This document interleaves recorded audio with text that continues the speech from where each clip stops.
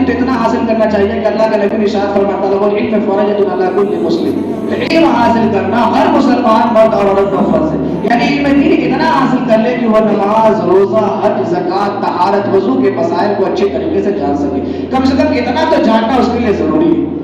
اس کے علاوہ آپ دنیاوی اعتبار سے جتنا اچھا علم حاصل کر سکتے ہیں، جتنے بلند مقام پر پہنچ سکتے ہیں آپ پہنچیے. یقیناً علم کی قدر جو ہے ہر شہر میں ہوا ہے، ہر وقت میں ہوا ہے، ہر دور میں ہوا ہے، ہر زمانے میں ہوا ہے. آج ہمارے درمیان تعلیمی فقدان، یعنی ہمارے درمیان تعلیم کی سب سے کم اہمیت ہے. اب سوچنے کی بات ہے کہ وہ مسلمان جو سب سے زیادہ تعلیم پر فوکس کیا ہے، تعلیم کے بارے میں سب سے پہلے کہا کہ آپ علم حاصل کیجیے. آپ علم حاصل کیجیے تاکہ علم ہی ایک ایسی شے ہے جو آپ کو دونوں جہاں میں ممتاز کر سکتی ہے. لیکن پھر بھی آج تعلیمی اعتبار سے ہمارا معاشرہ اور مسلم برادری بہت زیادہ پیچھے چلے آئے. اتنا زیادہ پیچھے چلے آئے ہیں کہ آج ہماری شمار جن گننا کے اعتبار سے جب ہوتا ہے تعلیمی میدان میں تو ہم جماعتوں سے بھی پیچھے نظر آتے ہیں. ابھی سوچنے کی بات ہے کہ ہم مسلمان ہیں جس نبی پر پہلی آیت کریمہ پڑھائی کے تعلق سے نازل ہو رہی ہے، اس نبی کی امتی پڑھائی سے اتنا دور نظر آ رہی ہے اور ہم اپنے بچوں کو پڑھانے کے لیے تیار نہیں. اس کی کچھ بنیادی وجوہات ہیں. ایک وجوہات تو یہ کہ ہم اپنے بچوں کو، کم عمر بچوں کے ہاتھوں میں یہ بڑا سا موبائل تھما دیتے ہیں. کم عمر کے بچوں کو، یعنی 12 سال سے 14 سال کے بچے سے لے کر کے 20 سال 21 سال کی عمر کے بچوں کے ہاتھوں میں ہم یہ موبائل تھما دیتے ہیں. اب اس موبائل کے ذریعہ وہ بچہ کیا کیا کرتا ہے یہ آپ بھی نہیں جانتے. یہ موبائل کے جہاں تک نقصانات ہیں وہیں فوائد بھی بہت ہیں. لیکن دیکھیے کہ انسان جب ہوتا ہے، کہ انسان جب تنہائی کی حالت میں ہوتا ہے تو انسان سے سب سے زیادہ قریب شیطان ہوا کرتا ہے. اور شیطان کبھی بھی یہ نہیں چاہے گا کہ انسان اس سے اچھی چیز حاصل کرے. شیطان ہمیشہ یہی چاہے گا کہ اس سے غلط چیز حاصل کرے، اس سے غلط چیز حاصل کرے. اور ایک بچہ جب موبائل کو لیتا ہے، تنہائی کے عالم میں ہوتا ہے، تو اس تنہائی کے عالم میں اس موبائل کے ذریعہ کیا کیا کرتا ہے یہ ہم اور آپ بھی نہیں جانتے. ایک طرف جہاں وہ اپنی نسل انسانی کو خراب کر رہا ہے، اپنی توانائی کو خراب کر رہا ہے، اسی طریقے سے وہ دوسری دیگر کاموں کو بھی اس موبائل سے انجام دے رہا ہے. 14 سال کی عمر سے لے کر کے 20 سے 21 سال کی عمر، یہ ایسی عمر ہوتی ہے جس عمر میں بچوں کی جوانی بالکل ابھرتی ہوئی نظر آتی ہے اور شہوات نفسانی کی جو خواہشات ہوتی ہے وہ بالکل اچھلتے ہوئے نظر آتی ہے. اور اس خواہشات کی تکمیل کے لیے بچے ناجائز طریقے سے ان موبائل کے ذریعہ غلط طور سے رشتے قائم کر لیتے ہیں. اور پھر جب وہ رشتے قائم ہوتے ہیں تو اسے نام دیا جاتا ہے عشق کا. اور یہ عشق کا بخار بچوں پر ایسا چڑھتا ہے کہ جب یہ چڑھ جاتا ہے تو پھر کوئی تھرمامیٹر اور کوئی کیپسول، کوئی اینٹی بائیوٹک کام نہیں کرتا ہے. کوئی اینٹی بائیوٹک کام نہیں کرتا ہے. اور یہ بچے دن بھر صرف اسی بات میں لگے رہتے ہیں کہ کسی طریقے سے ہماری معشوق سے ہماری ملاقات ہو جائے، ہم بات کر لیں تاکہ ہمیں چین اور قرار مل جائے. اور جب بھی کوئی ایسی بات ہو جاتی ہے آپس میں تو یہ ڈپریشن میں چلے جاتے ہیں. جب ڈپریشن میں جاتے ہیں تو 14 سال سے لے کر کے 25 سال کی عمر جو ہوتی ہے یہ پڑھائی کی بالکل پکی عمر ہوتی ہے. اس عمر میں اگر آپ نے پڑھائی لکھائی کر لیا تو آپ کی زندگی آگے کی کامیاب نظر ہوتے ہوئے آئے گی. لیکن ہمارے اوپر عشق کا بخار چڑھا ہوتا ہے، ہم تو پڑھائی کرتے نہیں ہیں، دن بھر اسی میں لگے رہتے ہیں. کب میسج آ جائے، کب کال آ جائے، کب ٹیوشن سے چھٹی ہوگی تو ہم ملنے جائیں گے، کب وہ اسکول نکلے گی تو ہم دیکھنے جائیں گے. آج ہمارے بچے 14 سے 22 سال تک کے بچے اسی میں پریشان ہیں. اور پھر جب ذہن جب منتشر ہوتا ہے تو یہ بچے علم حاصل نہیں کرتے، یہ تعلیم سے بہت دور ہو جاتے ہیں. جب تعلیم سے دور ہوتے ہیں تو 25 سال کے بعد انہیں سمجھ میں آتا ہے کہ ہم نے تو کچھ نہیں کیا، ہم نے تو کچھ نہیں کیا. اور اگر مان لیجیے اگر آپ کا عشق سکسیسفل ہو بھی جاتا ہے اور آپ نکاح کر بھی لیتے ہیں تو کل ہو کر کے جب آپ کے اندر کچھ ہے نہیں تو آپ کام کیا کیجیے گا؟ وہی چھوٹا موٹا کام کیجیے گا. لیکن آپ کی بیوی کی خواہشات تو بہت اونچی ہوگی، اور جب اس خواہشات کی تکمیل آپ نہیں کر پائیے گا تو آپ کی شریک حیات تو یہی بول کر کے چھوڑ دیں گے کہ ہم تمہارے ساتھ رہیں گے کیسے، تم نے تو ہماری خواہشات کی تکمیل بھی نہیں کر پا رہے. اور پھر جس طریقے سے اس نے آپ کو پھنسایا تھا وہ کسی اور کو پھنسا لے گی، پھر وہ ادھر چلی جائے گی اور آپ بیچ میں لٹکے رہ جائیں گے، نہ ادھر کے ہوئے نہ ادھر کے ہوئے. بڑی بے آبرو ہو کر ایک کوچے سے ہم نکلے.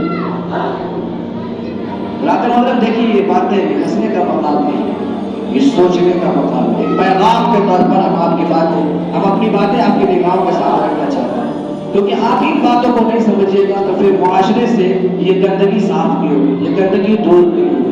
ہمارے بچوں کی تعلیمی جو سطح ہوتا ہے, جو پڑھنے کی جو عمر ہوتی ہے, وہ پڑھائی کی عمر 12 سال سے لے کر کے 23 سے 24 سال تک کی عمر ہوتی ہے. اس عمر میں بچے جتنے محنت سے پڑھ لیں گے وہ آگے چل کے ان کو اتنا ہی کامیاب نظر آئے. دیکھیے اسلام نے اس بات کو رکھا ہے کہ آپ کے اندر واقعی شہوت نفسانی ہے, لیکن اللہ کے نبی نے بھی ارشاد فرمایا کہ بچے جب بالغ ہو جائیں, اس عمر کو پہنچ جائیں, اور جب وہ ذمہ داری کو اس سے پوری نبھا سکے تو اپنے بچوں کی فوراً نکاح کر دو. بچوں کی فوراً نکاح کر دو. ایک طرف بچے جو اپنی جوانی کو بھی برباد کر رہے ہیں, ایک طرف بچے اپنی آنے والی زندگی کو بھی برباد کر رہے ہیں, ایک طرف بچے اس آنے والی زندگی کے بعد آنے والی نسلوں کو بھی برباد کر رہے ہیں. تو کتنے شرم کی بات ہے کہ آج ہمارے درمیان تعلیمی فقدان نہیں ہے. اور جب تعلیمی فقدان نہیں ہے تو ہم دین اور دنیاوی دونوں طرف سے بالکل گورا ہے. نہ دینی حاصل کرنے پا رہے ہیں, نہ دنیاوی اعتبار سے علم حاصل کر رہے ہیں. ایک انسان جب آپ کے گھروں میں کوئی عالم پیدا ہوتا ہے, یا کوئی پروفیسر ہوتا ہے, یا کوئی ڈاکٹر ہوتا ہے, کوئی انجینئر ہوتا ہے, تو اس کا مقام اس گھر میں کچھ الگ ہوتا ہے. یہ آپ بھی اچھے سے جانتے ہوں گے کہ جب ہمارے گھر میں کوئی اچھا پڑھا لکھا انسان ہوتا ہے تو اس کی قدر کس طریقے سے کی جاتی ہے. اور ایک جاہل, ایک شراب خور کی, ایک حرام خور کی, جوا خور کی, یہ جو لوگ ہیں ان کی قدر کیسی ہوتی ہے ہمارے گھروں میں, یہ بھی آپ اچھی طریقے سے جانتے ہیں. تو حضرات محترم, یہ سوچنے کی بات ہے جب بندہ علم حاصل کر لیتا ہے, جب بندہ علم حاصل کرتا ہے, اسی لیے اللہ کے نبی نے ارشاد فرمایا کہ آپ اپنے بچوں کو جو ہے دینی تعلیم سے بھی آراستہ کیجیے. کیونکہ جب تک آپ دینی تعلیم سے آراستہ نہ کرائیے گا اور دنیاوی تعلیم سے آپ آراستہ نہ کیجیے گا تو آپ کا لڑکا آپ کی قدر کو نہیں پہچان پائے گا. ماں باپ کی جو قدر ہوتی ہے, ماں باپ کی جو عظمت ہوتی ہے, ان قدر اور اس عظمت کو وہ نہیں پہچان پائے گا. آپ دیکھیے حضرات محترم, آپ بالخصوص دیکھیے کہ وہ لوگ, وہ والدین جو اپنے بچوں کے تعلق سے یہ شکایت کرتے ہیں کہ آج ہم بڑھاپے کے عالم کو پہنچ گئے اور آج ہمارے بچے ہمیں دیکھ بھال نہیں کرتے, ہماری دیکھ بھال نہیں کرتے. ان میں 70 نہیں بلکہ 80% وہ لوگ ہوں گے, 80% وہ لوگ ہوں گے جن کے بچے مدرسے میں علم حاصل نہیں کیے, جن کے بچے مدرسے میں علم حاصل نہیں کیے. اور ان 20% میں سے 15% ہی, بلکہ اور کچھ کم کہہ لیجئے, وہ والدین ہوں گے جن کے بچے علم حاصل کیے مدرسے میں, اور وہ شکایت کرتے ہوں گے کہ ہمارے بچے ہمیں دیکھ بھال نہیں کرتے. جتنا تناسب میں فرق پڑ جاتا ہے نا. ایک طرف مدرسے کے بچے, جس گھر میں عالم ہو, قاری ہو, فاضل ہو, مفتی ہو, جو اسلام سے شغف رکھتا ہو, کہ میں یہ نہیں کہتا کہ وہ مدرسے کی تعلیم حاصل کیا ہو, جو اسلام سے شغف رکھتا ہو, دینی تعلیم سے آراستہ ہو, وہ جانتا ہو کہ اسلام کیا ہے, اسلام کا کانسیپٹ کیا ہے, نظام کیا ہے, قانون کو مانتا ہو, اس گھر سے آپ کو یہ شکایت 90% نہیں ملے گی کہ ہمارے بچے اپنے والدین کی قدر نہیں کرتے. اسی گھر سے یہ شکایت ملے گی جس گھر کے والدین اپنے بچوں کو ابتدا میں اپنی ذمہ داری کو نہ نبھایا ہوگا اور انہیں بہترین تعلیم اور تربیت نہ دیا ہوگا. وہی گھر کے بچے جو ہے پھر کل بڑے ہو کر کے اپنے باپ کو کوستے ہیں اور اپنے باپ پر لعن طعن کرتے ہیں. تو باپ آ کر کے شکایت کرتا ہے کہ میرا بچہ نہیں دیکھتا ہے. میں ان لوگوں سے مخاطب ہونا چاہتا ہوں کہ جب آپ نے بچپنے میں اپنے بچے کو نہیں دیکھا تھا تو یہ بچے جوان ہو کر کے بڑھاپے کے عالم میں آپ کو کیا دیکھیں گے. کیونکہ جہاں والدین کی, جہاں بچوں کی کچھ ذمہ داری ہوتی ہے والدین کی نہیں, وہی والدین کی بھی کچھ ذمہ داری ہوتی ہے اپنے بچوں کی نہیں. صرف ایسا نہیں ہے کہ ایک طرف کی ذمہ داری ہوتی ہے, ذمہ داری دونوں طرف کی بنتی ہے. تو یہ بنیادی وجہ کو سمجھنے کی آپ ضرورت کیجیے. اور مطلب دیکھیے کہ ایک بنیادی وجہ یہ کہ آج ہم تعلیم سے تو بہت دور ہیں اور تعلیمی سطح پر, تعلیمی میدان پر ہم کوئی کام کرنے کے لیے تیار نہیں. لیکن آج ہماری قوم جو یہ رونا روتی ہے کہ ہم کمزور ہیں, یا ہمارے پاس پیسہ نہیں ہے, یا پیسے نہ ہونے کی وجہ سے ہم اپنے بچوں کو تعلیم نہیں دینے پاتے. چلیے 5% ایسے لوگوں کو ہم نکال دیتے ہیں جن کے پاس پیسے نہیں ہے, واقعی میں یہ حقیقت ہے, جن کے پاس نہیں, جو مجبور ہے, 5 نہیں 10 نکال دیتے. لیکن 90% لوگ جو یہ رونا روتے ہیں کہ ہمارے پاس پیسے نہیں ہیں, ہم اپنے بچوں کو تعلیم نہیں دینے پاتے ہیں, میں اس قوم سے مخاطب ہو کر یہ کہنا چاہتا ہوں کہ آج ہماری قوم ایک رات میں ایک جلسے پر 1 لاکھ, 1.5 لاکھ, 2 لاکھ روپیہ خرچ کر دیتی ہے. یہ پیسہ کہاں سے آتا ہے؟ یہ آپ ہی کا پیسہ حضرات محترم, یہ آپ ہی کا پیسہ ہے. یہ پیسہ آپ ہی کا ہے, آپ ہی نے چندہ اکٹھا کر کے آپ 1 لاکھ, 2 2 लाख रुपया एक रात में उड़ा देते हैं। किस पर उड़ाते हैं? उन नामखारों पर उड़ाते हैं जिनके चेहरे पर सही से दाढ़ी नहीं होती है, जो मिंबर रसूल की अजमत को नहीं जानते, जो नाच तो पढ़ते हैं, पैसा इकट्ठा करते हैं, 3 बजे भोर में निकल जाते हैं, जिनको फजर की नमाज से कोई मतलब नहीं होती है, ऐशा की नमाज से कोई मतलब नहीं होती, जो सिर्फ इधर से नारा लगाइए, उधर से नारा लगाइए, उधर से नारा लगाइए, बरेली वाले नारा लगा दिए, माडेरा वाले नहीं लगाए, ऐसे ऐसे बोल करके आपको हिलाते हैं, डुलाते हैं और आपसे 20-20 हजार नजराना लेकर के चले जाते हैं। और वो हमारे गयूर कौम कहती है कि हमारे पास पैसे नहीं अपने बच्चों को पढ़ाने के लिए। मैं यकीन के साथ कहता हूं कि अगर 4 साल आप अपने ऐसे जलसे को बंद कर दीजिएगा तो आप अपने इस शहर में एक बेहतरीन इदारा कायम कर सकते हैं जहां आपके बच्चे फ्री ऑफ कॉस्ट तालीम हासिल कर पाएंगे। लेकिन आज हम इस चीज पर गौर नहीं करते, डिमांड किए हुए मौलाना को बुलाते हैं और हम भी चाहते हैं कि मौलाना आए तो सिर्फ हमें हिलाए डुलाए, हमें बस उछाल दे, हमारे जज्बात को ललकार दे और फिर 40,000 रुपया लेकर के चला जाए। आने जाने का किराया अलग, फ्लाइट से आएगा बंदा, घर में कभी फ्लाइट से नहीं जाता है, प्रोग्राम के लिए फ्लाइट से आता है। 1-1 लाख रुपया 2-2 लाख रुपया जो कौम एक रात में इकट्ठा करके उड़ा सकती है, क्या वो कौम 4 साल जलसा बंद करके अपने कौम के बच्चों के लिए इदारे कायम नहीं कर सकती है? आप बताइए, कर सकती है कि नहीं कर सकती? तो आखिर इस बात को हम कब समझेंगे? अब आप खुद सोचिए कि साल में 365 दिन होते हैं और हमारे औलिया अल्लाह की तादाद तो इतनी है कि हर दिन 4-5 की यौम पैदाइश और तारीख पैदाइश आती है। तब हर दिन हम 4-5 जलसा करेंगे तो फिर हमारा जीने का कोई मसला ही नहीं रहेगा। खाएंगे क्या, पिएंगे क्या, बच्चों को पढ़ाएंगे क्या?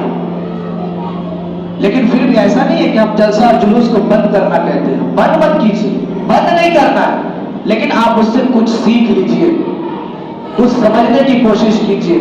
आप जलसा कराते हैं, रात भर लोग जलसे में बैठे रहते हैं, लेकिन फजर की नमाज में वही एक सफ होती है। जो डेली आते हैं वही आएंगे, दूसरा नहीं आते हैं। तो फिर उस जलसे से क्या फायदा भाई हमारा? अगर उस जलसे से फायदा हो कि रात भर जलसा सुने और कल से फजर की नमाज में मस्जिद पहुंच जाए, तो हम कहें कि ऐसा जलसा डेली करवाना चाहिए। लेकिन इस जलसे का तो कोई फायदा नहीं होता। हम जज्बात में आते हैं, नारे तकबीर, नारे रिसालत, गौस का दामन नहीं छोड़ेंगे, खाजा का दामन नहीं छोड़ेंगे, या हुसैन या अली पूरा कर देते हैं और करने के बाद अली को भुला करके अली ने तो ऐसी नमाज अदा की जिसका कोई हिसाब नहीं, जिसकी कोई मिसाल तारीख में नहीं मिलती। अबू बकर ने ऐसी मोहब्बत की मिसाल कायम की कि जिसकी तारीख में दूसरा कोई मिसाल नजर नहीं आता। अब सारी इश्क और मोहब्बत क्या बस वही मैदान में 2 घंटा के लिए, वही इश्क और वही जज्बात हमने उगाड़ा कितने देर के लिए? बस 2 घंटा के लिए। तो ऐसे जज्बात को मत उखाड़िए, जज्बात को काम में लाइए, तब आप कामयाब होने पाइएगा, आपके बच्चे कामयाब होने पाएंगे, आपका मुआशरा कामयाब होने पाएगा। इन बातों को समझिए, बहुत सख्त बातें हैं। हो सकता है कि मेरी इन बातों से कुछ लोग इत्तेफाक न रखते हो, ये अलग बात है। इत्तेफाक न रखते हो वो अलग चीज है, लेकिन हकीकत यही है और हकीकत छुप नहीं सकती है बनावट के उसूलों से। आप लाख लिपापोती कर लीजिए, हकीकत छुप नहीं पाएंगे। एक चीज हज़रात मोहतरम और देखिए कि आज जो है मुसलमानों का इतना इदारा है मगरबी बंगाल में मदरसे के नाम पर, लेकिन आज तक हमने इन इदारों को बेहतरीन तरीके से सरकारी एतबार से एड नहीं करवाया है। कितनी कमजोर बातें हैं, कितने अफसोस की बात है। मैं अपनी बात बता रहा हूँ। देखिए कि मैं एक जगह गया जहाँ पर कुछ एग्जाम के तय मैं गया था, तो मैंने देखा कि मगरबी बंगाल के वो बच्चे जो उस जगह भी आए हुए थे और उनकी जो मार्कशीट हमने देखी वो तमाम के तमाम मार्कशीट जो है सब मगरबी बंगाल मदरसा बोर्ड से मुंसलिक थे, लेकिन उसमें से 90% लोग गैर अकीदा के थे। तो बदअकीदों की तमाम के तमाम मदरसे जो है ये मगरबी बंगाल से बोर्ड से एड है, जिनकी सैलरी भी बोर्ड से आती है और जिनकी सनद जो है ये तालीमी एतबार से हर जगह एक्सेप्टेड भी है। जिस तरीके से स्कूल और कॉलेज का सर्टिफिकेट माना जाता है, उसी तरीके से मगरबी बंगाल मदरसा बोर्ड के भी सनद को उसी के इक्वल, उसी को बराबर माना जाता है। लेकिन आज ہم اپنے مدرسے کو ایڈ صرف اور صرف اس لیے نہیں کر رہے کہ اگر آج ہم ایڈ کر لیں گے تو پھر ہم چندہ نہیں کر پائیں گے. ہم مدرسے کے نام پر چندہ نہیں کر پائیں گے اور ہماری پاکٹ نہیں بھر پائے گی. اس لیے حضرات محترم پاکٹ کا چکر چھوڑیے اور آپ کے شہر کے رسوخ لوگوں سے مل کر کے اپنے اپنے مدرسے کو جہاں تک ہو سکے ممکن ہو سکے کوشش کیجیے, اس کے پیچھے لگیے, لگ کر کے اپنے مدرسے کو ایڈ کروائیے, تاکہ آنے والی نسلیں جب یہاں سے مارک شیٹ لے کر کے نکلے تو پھر وہ دوسرے اعتبار سے جس طریقے سے اسکول اور کالج کے بچے جس کمپٹیشن میں بیٹھ سکتے ہیں وہ بھی اس مارک شیٹ کے تحت اس کمپٹیشن میں بیٹھ سکیں. جیسے یو پی گورنمنٹ نے اپنے مدرسے کے بچوں کے لیے پہلے, آج نہیں بہت پہلے یہ ایکٹ بنا دیا تھا کہ جو وہاں سے بورڈ سے مولوی کا ایگزام یا عالم کا ایگزام یا فاضل کا ایگزام یا کامل کا ایگزام دے گا, وہ کے تمام بچے جس طریقے سے اسکول کے بچے کسی کمپٹیشن میں بیٹھ سکتے ہیں, یہاں کے بھی بچے ان مارک شیٹ کے ذریعے اس کمپٹیشن میں بیٹھ سکتے ہیں. تو آج تو ہمارے مدرسے ہی اول لیٹ نہیں ہے, تو ہم ان مارک شیٹ کو لے کر کے کہاں جائیں؟ ہم تو فاضل کی سند دے دیتے ہیں, ہم عالم کی سند دے دیتے ہیں, لیکن اس عالم اور فاضل کی سند لے کر کے کسی کمپٹیشن میں جائیں گے تب بیٹھنے دیا جائے گا. دیا جائے گا کہ نہیں آپ اس لائق نہیں ہیں, آپ اسکول یا کالج کی مارک شیٹ کو لے کر کے آئیے, اسکول اور کالج کی سند کو لے کر کے آئیے, تب آپ اس ایگزام میں اس کمپٹیشن میں بیٹھ پائیے. تو ہم تو اپنے بچوں کے لیے بھی اول کچھ سوچنے کے لیے تیار ہیں. ہم بس سوچ رہے جیسے گاڑی چل رہی ہے چلنے دیجیے, چل رہی ہے چلنے دیجیے, چل رہی ہے چلنے دیجیے. صرف گاڑی چلانے سے نہیں نہ ہوگا, کل آپ ہی ختم ہو جائے گا تو گاڑی تو وہیں رک جائے گی. اس لیے کچھ ایسا حربہ استعمال کیجئے کہ آپ رہے یا نہ رہے یہ مشن چلتا رہے, اور یہ ذمہ داری ہمارے اور آپ کے کندھوں پر ہے. اس لیے بڑھ چڑھ کر کے ہمیں اور آپ کو آگے آنا پڑے گا. اب بھائی آپ سوچیے گا کہ جبریل امین آ کر کے سب کام کرا دے تو یہ ناممکن عمل ہے. اس لیے کہ یہ دنیا ہے, یہ عالم اسباب ہے, یہاں کچھ کاموں کے لیے کچھ محنت کرنا پڑتا, کچھ جدوجہد کرنی پڑتی ہے. اس لیے حضرات مطلب یہ چند باتیں تھی جو آپ کے نگاہوں کے سامنے رکھنا تھا. اللہ کی بارگاہ میں دعا ہے کہ اللہ تبارک و تعالیٰ ہمیں ان تمام باتوں پر عمل کرنے کی توفیق اور رفیق عطا فرمائے, اور بالخصوص اللہ تبارک و تعالیٰ سب کو ایک مرتبہ کم سے کم ان باتوں پر غور و فکر اپنے اعتبار سے کرنے کی توفیق عطا فرمائے. استغفر اللہ پڑھ لیجیے, فاستغفر اللہ ربی من کل ذنب واتوب الیہ وما علینا الا البلاغ. السلام علیکم ورحمۃ اللہ وبرکاتہ. کھڑے ہو جائیے, صفوں کو درست کر لیجیے.